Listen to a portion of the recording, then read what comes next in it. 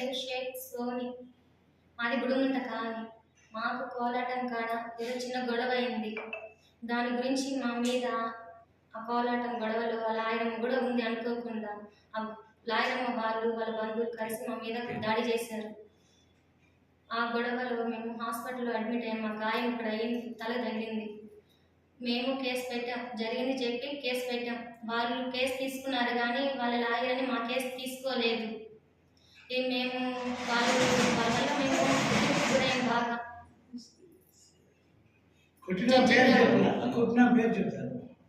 Lawyer Jayalakshmi గారు, judge గారు మాది మమ్మల్ని అర్థం చేస్తే మాకు చదువు అవేమీ లేదు, మాకేమీ తెలియదు, ఈ కేసు మా రిజిస్టర్ అవ్వలేదని మమ్మల్ని అడగలేదు, వాళ్ళు చేయలేదు, విచారించలేదు.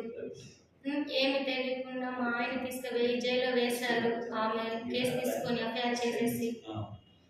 మాకు ఎటువంటి చెడు అభిప్రాయాలు లేవు లాయర్ల మీద. జడ్జి గారు అర్థం చేసుకోండి మమ్మల్ని. మా ఆయన తీసుకుపోయి జైల్లో వేశారు. మాకు చదువు సందర్భంత తెలివితేటలు మాకు లేవు. మాకు చిన్న చిన్న పిల్లలు ఉన్నారు. ఇంకా మాకు న్యాయం జరగాలి సార్. మా కేసు రిజిస్టర్ అవ్వాలి. జయలక్ష్మి, నరేష్, ఉషారాణి, శారద. మాకు న్యాయం చేయండి సార్. జడ్జి గారు అర్థం చేసుకోండి సార్. మాకు ఎటువంటి చెడు అభిప్రాయాలు ఏ లాయర్ల మీద లేదు.